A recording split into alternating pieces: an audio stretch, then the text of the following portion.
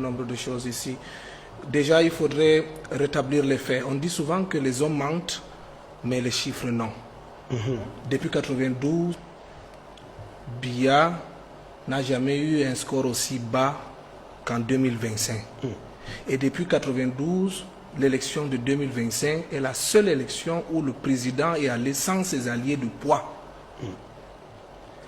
Il y a donc un lien entre donc ce divorce entre le score et la avec lecture. ses alliés et la chute dans son score. Et bien entendu, il faudrait aussi faire un lien avec le discours, j'ai envie de dire, un peu fantaisiste, qu'on avait entendu des lieutenants de ce parti qui nous faisaient comprendre que même sans alliés, le RDP savait bien se porter. Exactement. Dans le septentrion, par exemple, je dis toujours que les hommes mentent, mais les chiffres ne mentent pas. C'est ça. Le président a eu un pourcentage de 39,78. Il n'est jamais descendu si bas quand vous compilez les 3 régions. Pire, sur les 3 régions, le président a perdu 2 régions. Et la seule région où il a gagné, oui. Et la seule région où le président a gagné, à l'extrême nord, il était au coude à coude avec son deuxième. Il y a des départements qui étaient considérés comme des bastions imprénables, où le président avait des 90%, où l'effet inverse, je dis bien totalement inverse, s'est produit. Je prends l'exemple de mon département d'origine, le département de Diamaré, où le président n'a jamais gagné avec moins de 100 000 voix. tout à fait. Aucune élection où le président a gagné avec moins de 100 000 voix. Cette année, le président en a eu nettement moins. Au-delà d'élire un président de la République, il faudrait reconnaître que les élections permettent de faire un diagnostic. Tout à fait. L'élection permet de prélever la température sociale, de faire, d'être un outil de décision, un outil d'analyse pour le dirigeant. Le président, dans son discours, a fait paraître justement cette volonté-là de vouloir reconnaître qu'à travers ces résultats, il y a eu des frustrations. Et c'est grâce à ce prélèvement que nous avons constaté qu'il y a des frustrations. Il ne s'agit pas, pour moi, je l'ai toujours dit, d'une ample élection peut-être. Pour moi, il y a une perception d'une sorte de référendum pour ou contre la politique qui est implantée depuis des années dans notre pays. Les gens ne sont pas allés vers un candidat parce qu'on l'aime. D'ailleurs, ils l'ont même surnommé un nom que je n'aimerais pas prononcer sur ce plateau. Les gens ne sont pas allés vers un candidat parce qu'il avait un bon projet. Le professeur l'a rappelé tout à l'heure. Il n'en avait pas. Ils ne sont pas allés qu'il proposait une garantie parce que justement parmi ces candidats, si c'était la jeunesse, il y en avait un qui était à, je pense, 32 ou 33 ans. Il y en avait l'autre qui avait un bon projet qui était présenté. Ce n'était pas le projet. Ils sont allés parce qu'ils voulaient passer un message. Parce que le candidat leur avait dit, je vais vous débarrasser de ceux que vous ne voulez plus au prix de mon sang. Malheureusement, le temps est en train de montrer que ce discours était plutôt politique. Je ne veux pas rentrer dans ce commentaire.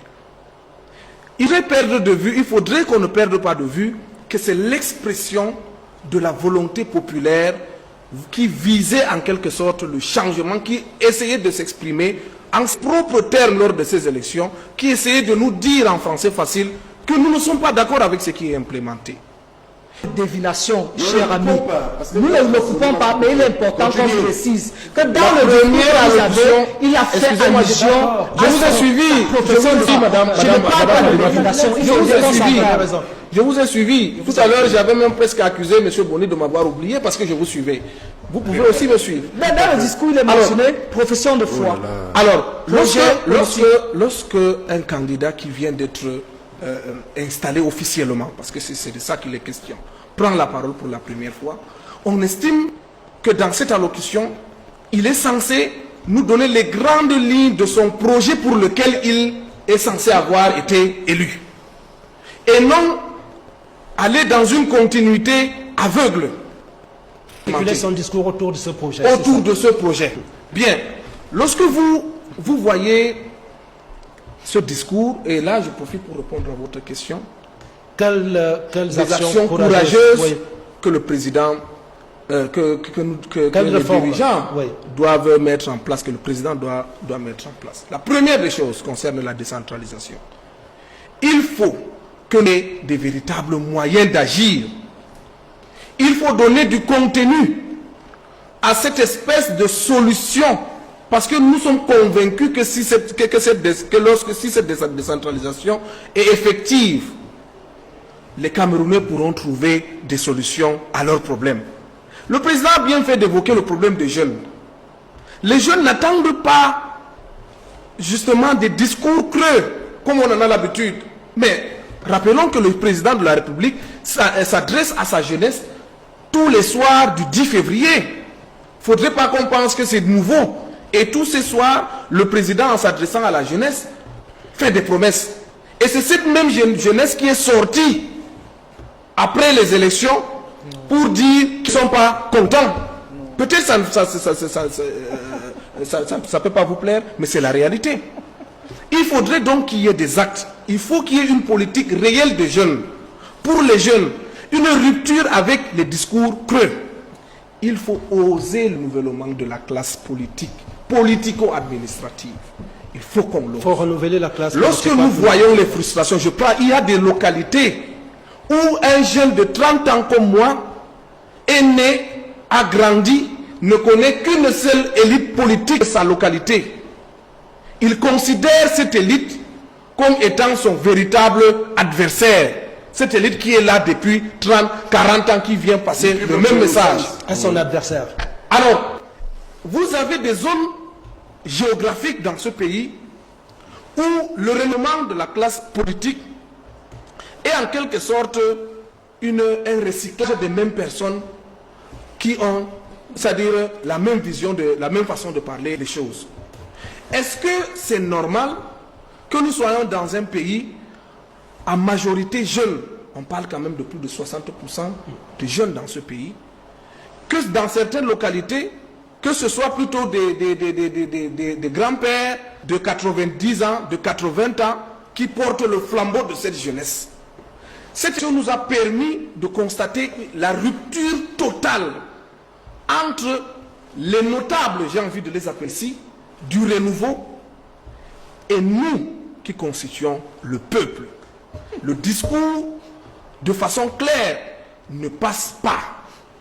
Et à travers les prochains actes que le président doit prendre, il devrait faire en sorte que son discours qu'il a prononcé puisse se traduire à travers les actes. Il a dit que c'est un mandat au cours duquel il va s'occuper de la jeunesse. Dans bientôt, le président de la République va prendre des actes forts. Nous allons attendre, je pense que j'aurai l'occasion peut-être ici de revenir pour en commenter. Nous allons voir, est-ce que ce discours, comme le dit, est un discours juste de dictée, où le président était venu juste lire? Est-ce que c'est une conviction politique profonde du président? Nous allons attendre à travers les actes. Mais je serais ravi de voir Mme Fadimatou incarner le changement au sein du RDPC. Je continue de penser que le parti politique n'est pas un problème. Comme vous nous aviez proposé... le parti politique n'est pas un problème. Pourquoi ne pas accueillir Mme Fadimatou demain sur ce plateau comme ministre de la promotion de la femme et de la famille? Pas seulement. Pas seulement. Nous pensons qu'il faut... Le pouvoir vient de Dieu. Nous pensons que Dieu ne l'a pas acté, rien n'a Nous pensons qu'on peut tourner la page à cette façon de gérer avec des actes forts. Quand vous venez par exemple de la région septentrionale, dans plusieurs discours résidents, le président a fait des promesses. Je prends l'exemple de toutes les promesses que le président a eu à faire de 2004 jusqu'en 2025. Nous ne voyons pas de réalisation concrète. Je vous prends un exemple. Les 3000 forages. Les 3000 forages qui ont été promis par le président de la République sont où? Pas arrivé. Lorsque le président fait ce genre de promesses, lorsque nous attendons la route Garoua-Ngaoundéré qui est toujours attendue, lorsque nous attendons la route Morada-Banga-Kousseri, lorsque nous voyons le problème, l'extrême par exemple c'est le ZEP, la zone d'éducation prioritaire. Nous attendons justement que le budget d'investissement qui doit être alloué à cette région soit conséquent et que des réalisations palpables puissent se faire. On est fatigué de venir sur le plateau, se plaindre que les enfants s'assèment le sol. Et la dernière fois, je me rappelais, le professeur Messanganyani me demandait d'aller m'adresser à mes élites. Et les élites là sont choisies par qui? Il avait raison. Ces élites sont Puisqu'en choisies ce moment, les par le élèves sont en même, train d'être par le brûlés même dans les système. mêmes ZEP. Nous voulons Il y a donc- 9 écoles bien bâties qui ont été brûlées Aujourd'hui, dans lorsqu'on les mêmes affecte un ZEP. Il faut fonctionnaire, le dénoncer. lorsqu'on cher affecte ami. un fonctionnaire dans la région de l'extrême nord, c'est traduit par tout le monde comme si c'était une sanction. Dès qu'on affecte quelqu'un dans une zone à l'extrême nord, allez, on vient de le punir. Monsieur le professeur Messanganyamdi, vous êtes sans doute un connaisseur. Vous savez très bien le sens de cet adage. Alors, nous voulons aussi, nous sommes fatigués de tenir les cornes pendant que les autres sont en train de traire du lait.